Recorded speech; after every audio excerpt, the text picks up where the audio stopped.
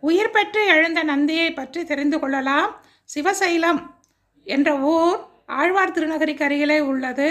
இந்த சிவசைலத்திலே சிவசைலநாதர் பரம கல்யாணி தாயாருடன் அருள் பாலிக்கின்றார். இந்திரனுக்கு ஒரு சமயம் சாபம் ஏற்பட்ட போது நந்தியை பிரதிஷ்டை செய்ய வேண்டும் என்ற உத்தரவு வர உடனே இந்திரன் மயனை நாடினான். தேவச்சிற்பியான மயனை நாடினான்.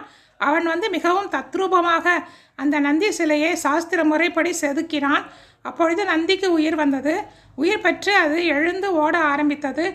உடனே சிற்பியானவன் தன்னுடைய உளியால் அந்த நந்தியினுடைய முதுகிலே ஒரு அழுத்தினான். இன்றும் இந்த நந்தியினுடைய சிலையின் முதுகிலே அந்த உளியால் அழுத்தப்பட்ட அடையாளம் இருப்பதை நாம் பார்க்கலாம்.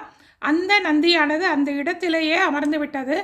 நம் நந்தியினுடைய காதிலே என்ன வேண்டுதல்களை சொன்னாலும் அது பலிக்கும் என்பது மக்களுடைய நம்பிக்கை.